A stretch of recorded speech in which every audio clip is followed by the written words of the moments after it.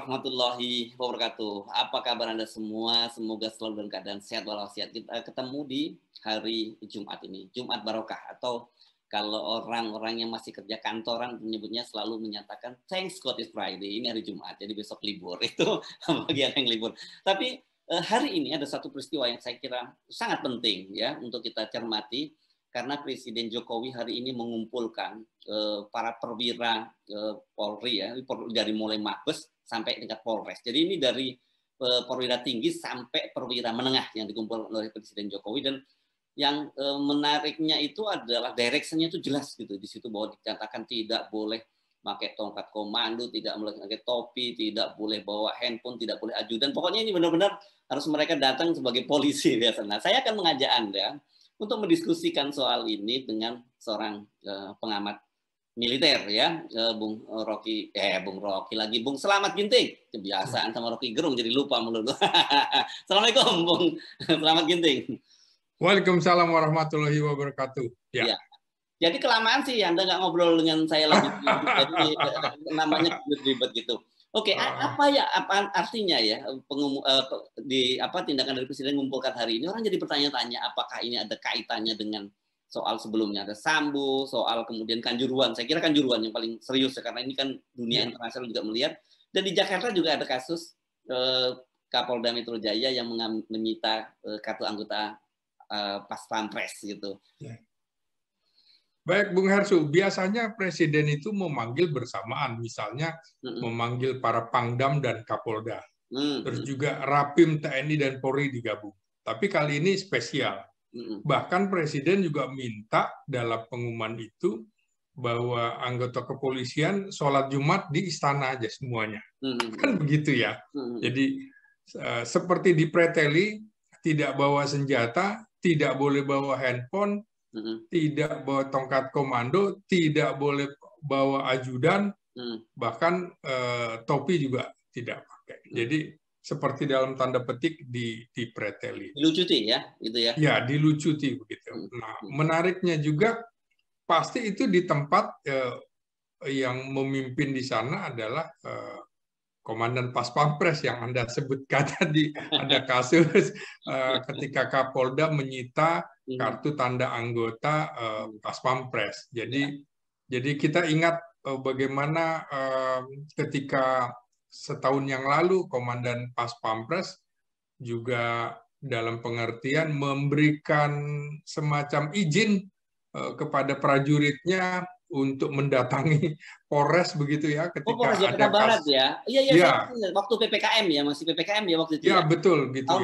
2001 bulan, saya ingat karena saya bikin konten bulan Juli tuh, Bung. Iya, jadi hampir 1,5 tahun lalu ketika Komandan Pas Pampres Maijen Agus Subianto yang sekarang Wakil Kepala Staf Angkatan Darat itu mengizinkan anak buahnya memprotes Polres Jakarta Barat ketika ada personil Pas Pampres ditahan polisi kemudian merasa diperlakukan tidak layak seperti itu. Nah, jadi istana kan tentu wilayahnya Pas Pampres gitu, Bung Hersu ya. Jadi menarik juga yang kasus. Apalagi terbaru ini ada penjelasan dalam kasus yang terbaru yang Pak Fadil Imron ini. Saya juga kaget ini kasusnya langsung Kapolda loh yang turun tangan. Istana mengklarifikasi gitu pernyataan dari Pak Fadil yang menjadi justifikasi kenapa dia menahan kartu itu adalah soal pesawat Presiden trouble, dan menurut istana nggak trouble itu gitu. Nah, biasanya kan kalau bicara masalah di Halim itu Komandan Lanut yang bicara, bukan Kapolda gitu. Jadi dipertanyakan orang juga, ini wewenang siapa kok Kapolda bicara seperti itu. Akhirnya memang dibantah juga oleh Kepala Sekretariat Presiden. Nah, kita kembali ke pertemuan yang akan dilakukan Jumat ini setelah sholat Jumat. Nah, ini memang ada beberapa kasus yang membuat posisi Polri itu sedang terpuruk. Bahkan dalam beberapa survei di bulan Agustus, September, dan Oktober ini turun drastis sampai di bawah 5%. Jadi kasus Sambo, kasus Kanjuruhan itu kemudian membuat posisi polisi itu di mata masyarakat jatuh sekali. Belum lagi misalnya kemarin ada penjelasan-penjelasan dari polisi yang tidak menunjukkan empati dari kasus Kanjuruhan, seolah-olah defensif mempertahankan diri begitu. Nah, ini kan bertolak belakang dengan temuan-temuan misalnya Komnas HAM. Itu pernyataan Humas Polri yang mengatakan satu, bahwa penggunaan gas air mata tidak berbahaya. Kemudian yang kedua juga, apalagi yang sudah tidak mematikan, apalagi yang sudah kadaluarsa, gitu ya. Dan ini menimbulkan efek bahwa kenapa polisi begitu defensif? Padahal temuan Komnas HAM misalnya, dan juga hampir semuanya mengatakan bahwa persoalan ini dipicu oleh penggunaan senjata gas air mata yang tidak lazim di lapangan sepak bola. Bahkan dunia sepak bola juga mengutuk dalam pemberitaannya. Statuta FIFA itu kan melarang dengan tegas penggunaan gas air mata itu ya. Persis. Jadi kemudian juga dalam pertandingan-pertandingan sepak bola juga spanduk atau baliho itu protesnya bahwa polisi Indonesia membunuh penonton sepak bola. Itu kan juga sebuah kesimpulan dari pecinta sepak bola dunia. Ini juga menjadi bahan yang menarik. Mestinya polisi segera melakukan introspeksi dan menyatakan rasa penyesalan, permintaan maaf, dan lain-lain. Bukan kesannya defensif dan membela diri. Anda tahu juga barangkali ini kan pernyataan dari Kapolda Jatim Niko Alvita sebelumnya bahwa apa yang dilakukan anak buahnya itu tidak keluar dari SOP, artinya membenarkan, tapi kemudian akhirnya diralat. Kita tahu juga bahwa terjadi pergantian Kapolda Jawa Timur. Nah, ini kan menarik, sama dengan apa yang dilakukan oleh TNI, bagaimana kemudian menghukum prajuritnya yang melakukan tindakan di luar kewenangan. Yang Kanjuruhan juga yang dimaksud Anda ya? Iya, kasus Kanjuruhan juga itu kan dari TNI Angkatan Darat itu Yonji Purlima Kodam Brawijaya. Nah, kebetulan pangkat tertingginya adalah 4 sersan 2 dan 1 prajurit 1. Sersan 2 ini kan jabatannya adalah komandan regu, maka 2 tingkat di atas itu semua diperiksa. Jadi komandan peletonnya, komandan kompi, bahkan Panglima TNI Jenderal Andika Perkasa meminta komandan batalionnya juga diperiksa. Oh, 3 tingkat di atas dong? Sampai 3 tingkat di atas. Nah, persoalannya ini kasus di Jawa Timur ini kan hanya berhenti pada Kapolda Jawa Timur. Padahal di situ ada pernyataan Kapolda yang bersalah juga. Maka bagi saya tidak heran ketika hari Kamis ini wartawan juga menanyakan kepada Presiden Jokowi apakah Kapolri akan diganti karena rentang kendali komando tanggung jawabnya juga siapa atasan Kapolda? Atasan Kapolda adalah juga sama, adalah Kapolri. Ini kan sama dengan kasus Irjen Verdi Sambo, Bung Hersu. Ada sekitar 7-8 personil Polda Metro Jaya, sampai ada Kapolres Jakarta Selatan. Tapi kemudian orang juga bertanya, pertanyaannya juga serupa. Kenapa Kapolda Metro Jaya tidak diganti? Karena itu atasan dari Kapolres Jakarta Selatan. Satu tingkat ya malah ya, itu satu tingkat. Ya. Jadi rentang kendalinya jelas begitu. Nah, pertanyaan-pertanyaan itu menurut saya wajar diutarakan, didesak oleh semua pihak, termasuk anggota DPR yang mempertanyakan kredibilitas polisi dalam penanganan kasus Sambo, penanganan kasus Kanjuruhan. Dan ini menurut saya membaca bacaan saya dalam pemanggilan pejabat utama polisi, termasuk Kapolda, Kapoltabes, dan Kapolres, ini belum pernah terjadi, Bung, sampai tingkat Kapolres dipanggil ke istana. Ini bacaan saya, Presiden itu marah kepada institusi polisi, dimulai dari kasus Sambo yang dianggap lamban segala macam, akhirnya dituntutlah pernyataan Kapolri Listio Sigit itu soal memotong dari kepala itu kan, kalau ikan yang busuk dipotonglah dari kepala.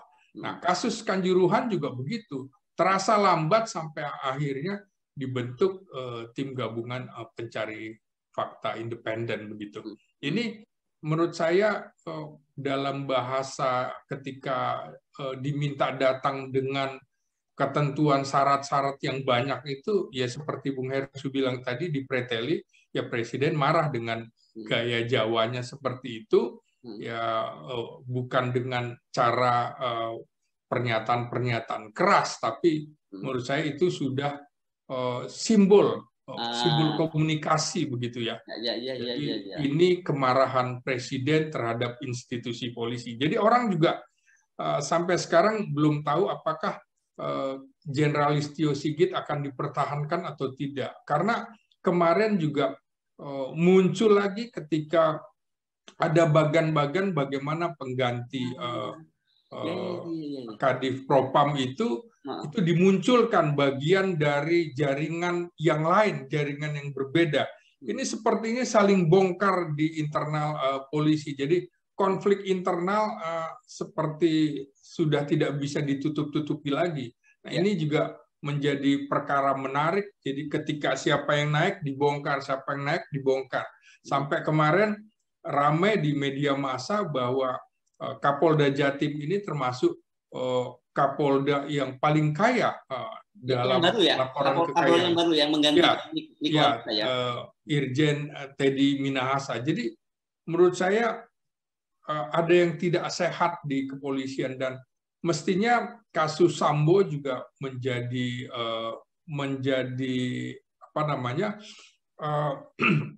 jalan bagi polisi untuk segera bersih-bersih diri. Bahkan kalau bisa menurut saya Sambo dijadikan aja wet justice kolaborator, jadi ungkapkan saja apa yang sebenarnya dia tahu di kepolisian, apa yang buruk-buruk, apa yang busuk-busuk, dibongkar saja dalam pengertian sakitnya ini harus dipotong agar polisi ke depan baik. Kita tentu ingin institusi ini semakin baik karena kalau tidak ada kepolisian pasti akan lebih kacau. Jadi kita tetap membutuhkan polisi yang profesional dengan fungsi-fungsi yang melindungi, mengayomi, melayani masyarakat. Bukan seperti dalam kasus yang terjadi, dalam kasus Sambo, dalam kasus Kanjuruhan. Ini kita sebagai bangsa juga malu ketika kemudian dunia sepak bola mengutuk peristiwa ini. Begitu, Bung Hersu. Ya.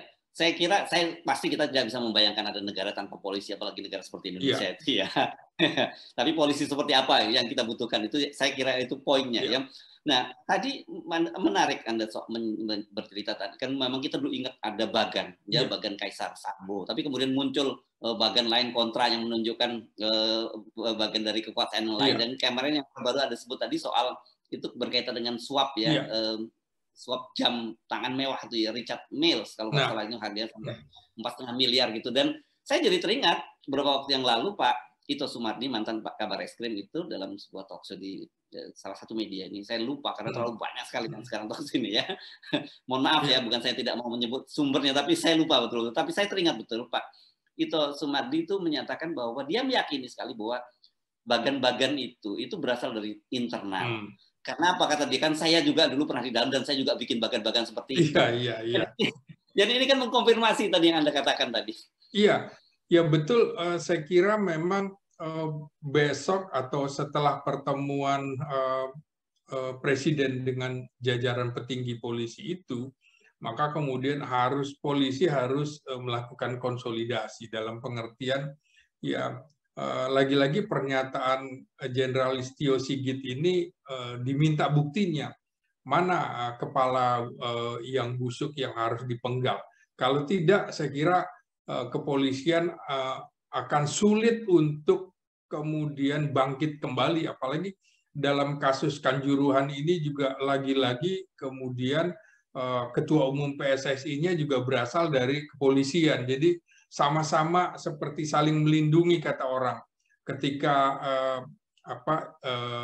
Muhammad Iriawan atau yang dikenal dengan julukan Iwan Bule itu seperti tidak mau bertanggung jawab, padahal atasan dari penyelenggara pertandingan ya jelas adalah PSSI gitu. Jadi kesimpulan dunia barat dalam kasus Kanjuruhan ini memang dua. Pertama adalah penyelenggara yang tidak profesional dan juga aparat keamanan yang brutal. Jadi dua itu di situ. Jadi penyelenggara dalam hal ini juga tentu PSSI harus bertanggung jawab, bukan PSSI lepas tangan begitu aja. Jadi memang ramai sekali kasus-kasus ini. Kita jadi ingat bagaimana pesan-pesan presiden sejak 2017, 18, 19 tentang kepolisian, bahwa polisi juga harus memberikan hak berpendapat bagi masyarakat. Jangan sampai kemudian masyarakat mengkritik, ditahan, dan segala macam. Kita ingat dulu presiden marah dalam kasus coret-coretan mural begitu, sampai dihapus kepolisian. Presiden bilang biar saja, bahwa itu hak pendapat masyarakat mengkritik saya, jadi harus dibuktikan. Nah, jadi kasus-kasus ini menjelang pemilu juga lagi-lagi menjadi persoalan. Bagaimana posisi polisi yang alat negara bukan alat pemerintah harus di posisi netral, bukan kemudian menjadi alat atau perpanjangan tangan pemerintah. Nah, presiden memanggil polisi ini dalam kapasitasnya tentu sebagai kepala negara, bukan kepala pemerintahan. Begitu, Bung Hersu.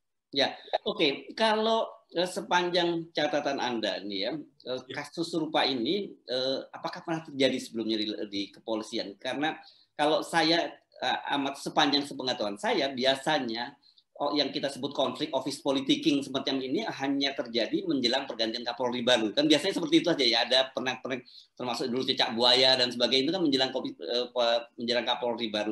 Setelah Kapolri baru terpilih itu kemudian reda dari konsolidasi. Kalau ini justru ketika dalam situasi ketika masih belum ada kabar apapun tentang pergantian Kapolri baru, karena kalau kita lihat kan usia Pak Listio Sigit juga masih lama untuk pensiun, tapi situasinya udah betul-betul melebihi menjelang pergantian Kapolri baru gitu, menjelang Kapolri yang lama pensiun gitu. Ya, ini dinamis sekali memang. Usia Listio Sigit itu sekitar 53, jadi masih 5 tahun lagi. Sementara Presiden Jokowi masa jabatannya tinggal 2 tahun lagi. Artinya kalau terus sampai panjang, artinya usia Listio juga sampai 55, masih ada 3 tahun lagi. Jadi ketika pemerintahan berganti pun yang bersangkutan masih menjadi polisi aktif. Nah, ini memang tidak biasa, Bung Hersu. Kasus Sambo itu seperti menampar polisi, dan terakhir mungkin kasus yang terjadi ketika tahun 2000-an ketika ada konflik pencopotan sejumlah kabareskrim begitu. Tapi tidak separah dari kasus Sambo ini yang melibatkan hampir satu kompi, hampir 100 personil yang terlibat. Ini jadi betapa jaringannya sangat kuat sekali, dan itu juga seperti pada bagan-bagan itu juga melibatkan sejumlah nama Kapolda. Ini kan menjadi seperti terang benderang bahwa ini siapa pelakunya. Kenapa kemudian belum juga ada yang ditahan gitu ya. Padahal polisi biasanya dengan mudah dapat melacak siapa penyebar bagan-bagan seperti ini gitu. Dengan alat deteksinya yang luar biasa, saya kira polisi punya kecanggihan untuk cepat membuktikan kasus-kasus itu. Dan Bung Hersu, kembali lagi kemarin menjadi sangat sensitif adalah ketika Presiden Jokowi tidak menyalami Sigit itu ya. Itu juga saya melihat ada beberapa kasus yang mungkin Presiden Jokowi kecewa. Pertama, kasus Sambo yang terlalu lama kasusnya diungkap, terus ada kasus Kanjuruhan, dan ada lagi hal yang sensitif, Bung Hersu, menurut saya, adalah ketika Listio Sigit itu hadir di acaranya Pemuda Pancasila, ketika Pemuda Pancasila memberikan anggota kehormatan untuk Anies Baswedan. Oh, oke, Nah, ya, ya, ya, ya, ya, nah, ya. itu jangan lupa juga bahwa kemudian pimpinan Pemuda Pancasila, Yapto Sudarsumarno itu memberikan dukungan kepada Anies Baswedan untuk menjadi presiden. Jadi Pemuda Pancasila akan berada di belakang Anies Baswedan. Nah, ini menurut saya Listio seperti terjebak dalam situasi politik yang tidak menguntungkan. Dia hadir dengan Anies di situ, padahal Anies bukan barisan dari Jokowi, dianggap sebagai oposisi. Jadi menurut saya ini juga membuat Presiden Jokowi bukan sekedar lupa, tapi alam bawah sadarnya mungkin kesal juga dengan Listio Sigit, karena sebelumnya kan Presiden beberapa kali juga sempat mengungkapkan, saya tahu ada Kapolda, Kapolres, atau Kapoltabes ketika baru menjabat, tapi mendatangi petinggi-petinggi ormas, padahal ormas itu yang membuat rusuh bangsa ini. Jadi betapa Jokowi marah pada pejabat itu, dan kemudian akhirnya saya menghubungkan juga kehadiran Listio Sigit di dalam acara Pemuda Pancasila juga menjadi sangat sensitif. Jadi banyak orang yang tidak memperhatikan tuh Bung Rahmat Ginting, karena orang lebih terfokus pada Aniesnya. Orang lupa bahwa ada Pak Listio Sigit ada di situ. Meskipun pada waktu itu Pak Listio Sigit juga meng-announce soal politik identitas gitu ya di situ. Iya. Jadi sekarang menurut saya orang akan sensitif siapa misalnya presiden yang didukung oleh siapa yang tidak masuk barisan pemerintahan Jokowi seperti itu. Mungkin orang akan takut juga untuk hadir karena akan menimbulkan persepsi-persepsi politik, dan itu tidak bisa dibantah. Jadi peristiwa itu kan tidak terlalu lama setelah ada pertemuan di istana ketika Jokowi tidak menyalami Listio Sigit. Jadi bukan sekedar lupa menurut saya. Jadi ada sebuah rangkaian-rangkaian yang membuat kepala negara kesal. Kira-kira begitu, Bung Hersu. Anda udah lebih jadi orang Jawa ini. Anda udah mulai memahami cara berpikirnya Pak Jokowi sebagai orang Solo. Oke, balik lagi ke soal kemarahan Presiden yang Anda simpulkan tadi ya. Apakah ada faktor tekanan internasional dalam hal ini? Kenapa saya tanyakan soal ini? Karena berbeda dengan Sambo, itu kasus Kanjuruhan ini kan sudah menjadi perhatian dunia internasional, dan khususnya Amerika. Saya penting untuk menyebutkan ini karena media yang sangat berpengaruh di Amerika, The New York Times dan kemudian Washington Post juga membuat semacam investigasi, dan simpulannya sama, itu bahwa tadi itu adalah polisi, kematian itu akibat tindakan polisi yang menggunakan gas air mata itu. Kita tahu polisi kita ini kan banyak sekali mendapat bantuan dari pemerintah Amerika, dari FBI terutama dalam war and terror, bagian dari war and terror itu ya, Densus 88 dan sebagainya. Dan tetapi kan sekarang di Amerika sudah mulai berubah itu paradigmanya, Bung Ginting. Kan mereka juga sudah mulai bicara soal Islamofobi, ya, gerak di senatnya, kemudian juga pasukan mereka dari Afghanistan juga sudah ditarik. Jadi mereka tidak lagi melihat bahwa Islamofobi itu, radikalisme itu sebagai sebuah ancaman. Menurut Anda ini apakah ada kaitannya itu? Karena saya menduga mungkin dalam 1-2 pekan ke depan kita akan tahu ada anggota Kongres atau Senat yang mulai mempersoalkan soal ini. Ya, Bung Hersu, isu DHL sampai sekarang belum pernah dihapus. DHL itu demokratisasi hak asasi manusia dan lingkungan hidup. Jadi ini kasus ini menjadi satu rangkaian. Kasus Sambo persoalan hak asasi manusia. Kasus itu juga begitu. Kasus Kanjuruhan hak asasi manusia. Kita juga tahu dunia barat selalu menyoroti Indonesia kasus lingkungan hidup seperti kebakaran hutan dan lahan. Demokratisasi tuntutan itu sudah terpenuhi ketika Presiden Soeharto lengser. Tapi kasus ini kembali lagi diingatkan bahwa mengapa pemerintahan sekarang cenderung juga mengabaikan isu DHL itu, demokratisasi hak asasi manusia dan lingkungan hidup.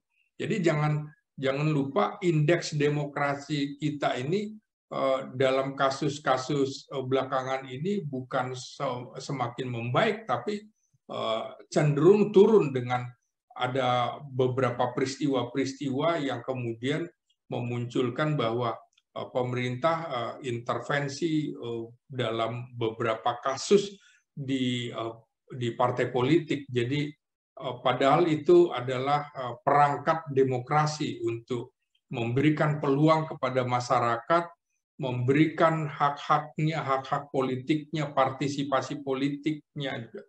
Jadi ini juga menimbulkan persepsi yang harus segera diperbaiki. Kalau tidak, kasus polisi jika tidak mampu membongkar kasus Sambo sampai ke akar-akarnya dan juga kasus Kanjuruhan, ini akan menjadi petaka bagi Indonesia. Jadi sama dengan kasus sepak bola juga belum ada sebenarnya keputusan dari FIFA, karena keputusan itu bukan dijatuhkan oleh presiden, tapi oleh dulu namanya Executive Committee atau ESCO, ya sekarang konsil begitu. Konsil akan membuat rapat bagaimana memutuskan ini, dan memang betul FIFA akan mencoba memberikan memberikan bantuan kepada Indonesia untuk supaya memperbaiki kondisi-kondisi. Jangan lupa, karena memang penonton sepak bola Indonesia ini termasuk yang terbesar di dunia. Makanya kemudian marketnya besar gitu ya. Betul. Tahun depan kita akan menjadi tuan rumah Piala Dunia Junior tahun Juni 2023. Maka kemudian tidak mengherankan kalau FIFA itu concern sekali dalam kasus Kanjuruhan ini, yang ternyata juga mereka tercengang ketika stadion untuk kapasitas 38.000 penonton, ternyata tiket yang dibuat oleh panitia adalah sampai 43.000. Jadi ini kan tidak sesuai. Biasanya satu tiket, satu kursi. Ini dengan kelebihan seperti ini, siapa yang harus bertanggung jawab dan lain-lain. Nah, polisi juga menjadi ketika pertandingan akan dimulai dan segala macam, pasti mestinya sudah tahu bahwa ada aturan main yang tidak membolehkan senjata atau gas air mata itu dipergunakan. Nah, ini juga menurut saya menarik, kasus 132 orang yang tewas itu siapa yang harus bertanggung jawab? Yes. Apakah kemudian berhenti sampai komandan Brimobnya atau Kapolres Malang, atau bagaimana? Orang juga sekarang akan menunggu apakah ada sidang etik terhadap Kapolda Jawa Timur dalam kasus ini. Orang juga menunggu lagi kasus seperti ini mau diapakan Kapolda. Apakah kemudian harus ada sidang komisi etik yang memang sekarang publik juga akan menunggu kasus itu, Bung Hersu. Ya. Jadi lagi-lagi memang ini pukulan bagi polisi, dan menurut saya kemarahan Presiden Jokowi pada hari Jumat dengan memanggil sampai tingkat Kapolres itu belum pernah terjadi, Bung Hersu. Ya. Biasanya hanya tingkat Kapoltabes gitu, karena Kapolres kan kira-kira setara dengan komandan Kodim di Angkatan Darat. Jadi komandan wilayah dipanggil semua. Jadi ada kasus-kasus yang begitu banyak. Kemarin juga Bung Hersu, betapa kita tahu prajurit TNI juga di Papua kecewa berat ketika ada 2 anggota Polantas yang melakukan pelecehan dengan menjilat kue ulang tahun TNI. Jadi kasus-kasus itu juga semakin memperburuk citra polisi, sampai ada tuntutan itu harus dipecat, itu harus dipecat. Ini menurut saya jangan sampai kemudian polisi dan TNI diadu domba dalam hal ini. Mereka harus tetap solid begitu, walaupun tugasnya agak berbeda, tapi tanpa kehadiran TNI dan polisi yang kuat, bangsa ini juga akan kocar-kacir seperti negara tanpa hukum, begitu, Bung Hersu. Ya, Bung Ginting ya, apakah Anda melihat ya berkaitan dengan tadi konflik internal tadi itu, peristiwa Kanjuruhan ini masih ada kaitannya dengan juga Sambo ya, karena kita tahu kan dulu Sambo itu disebut punya kerajaan, jadi dia sebenarnya juga punya geng lah yang cukup besar di Mabes Polri gitu. Kenapa saya menanyakan soal ini? Itu berkaitan dengan hasil temuan investigasi koalisi masyarakat sipil yang di situ ada Lokataru, ada LBH, ada Kontras dan sebagainya yang menyatakan bahwa itu ada mobilisasi pasukan pengendali huru-hara atau pasukan BRIMOB itu pada pertengahan pertandingan babak kedua. Itu yang sampai sekarang masih menurut saya apa sebenarnya sesungguhnya terjadi, mengapa perlu dilakukan mobilisasi itu, padahal itu kita tahu tuh pertandingan semacam family games lah gitu, karena family match, karena kan itu ya hanya penonton dari Malang, tidak ada penonton dari Surabaya gitu. Ya, spekulasi ini berkembang liar, Bung Hersu. Jadi memang harus dibuktikan, dan ini tugas juga dari tim gabungan independen pencari fakta untuk bisa membuktikan kasus-kasus ini. Misalnya juga apa betul pintu itu terkunci semua, atau ada pintu yang hanya dibuka kecil dan lain-lain. Sejak menit berapa tembakan itu terjadi, dan dari mana senjata itu. Kita tahu, Bung Hersu, seperti kasus Trisakti waktu itu juga cukup lama untuk bisa membuktikan siapa pelakunya. Akhirnya kan Mahkamah Agung juga sudah memutuskan ada personil BRIMOB yang melakukan pelanggaran penembakan dalam kasus Trisakti. Maka kasus ini juga harus diusut tuntas, bagaimana Komandan BRIMOB bisa, karena kalau tidak salah, Bung Hersu, mohon dikoreksi, yang menggunakan senjata gas air mata itu kan memang dari personil BRIMOB dan Sabara. Saya nggak tahu Sabara apakah ikut menembak atau tidak. Itu sementara TNI itu adalah BKO. BKO artinya di bawah kendali operasi kepolisian. Jadi memang lapis ketiga, malah harusnya lapis keempat. Jadi kalau dibutuhkan. Nah, ini kan juga yang dipersoalkan oleh Panglima TNI Andika Perkasa, jangan sampai kemudian di BKO-kan, tapi kemudian bergerak atas inisiatif sendiri, itu tidak boleh. Jadi memang rentang kendali semuanya harus diperiksa, termasuk yang Bung Hersu tanyakan, soal kemungkinan sabotase, apalagi kemudian sebelumnya juga dari bagan-bagan yang beredar luas di masyarakat, ada terkoneksi antara Sambo dengan Kapolda Jatim, dan itu kan juga harus dibuktikan. Dan saya tentu tidak berani berspekulasi lebih jauh soal itu. Tinggal kemudian kepolisian membuktikan saja. Kalau memang ada, ya diperiksa. Kalau tidak, ya jangan diperiksa. Tinggal kemudian persoalannya lagi adalah ketika Kadif Propam yang baru juga ada bagannya, Bung Hersu. Jadi susah semuanya. Lalu dengan jenderal-jenderal bintang 3 yang memeriksa Sambo juga nama-namanya muncul di bagan-bagan itu. Jadi ini menjadi liar, siapa yang benar. Tapi setidaknya kita bisa memfilter bahwa ini ada konflik internal di lingkungan kepolisian yang harus menjadi perhatian kita semua, terutama kepala negara, di mana dia memimpin kepala kepolisian itu bertanggung jawab kepada presiden sebagai kepala negara. Baik, Bung Slamet Ginting, jadi kita tunggu ya. Nanti jadi ini kelihatannya setelah sholat Jumat itu ya acaranya. Kalau lihat di sore nanti kita sudah akan dapat update seperti apa. Tapi apakah ada penjelasan dari Pak Presiden atau tidak? Karena seperti kita ketahui ini kelihatannya nggak akan ada bocoran, karena handphone juga tidak boleh dibawa. Iya. Tapi tetap menarik, dan saya kira ini kalau lihat situasinya pasti ada sesuatu yang sangat urgent, sehingga Presiden harus sebagai kepala negara mengumpulkan seluruh polisi mulai dari Mabes sampai tingkat Polres gitu ya. Yes. Terima kasih Bung Slamet Ginting. Assalamualaikum. Baik, Bung Hersu. Terima kasih. Yes. Assalamualaikum warahmatullahi wabarakatuh. Waalaikumsalam warahmatullahi wabarakatuh.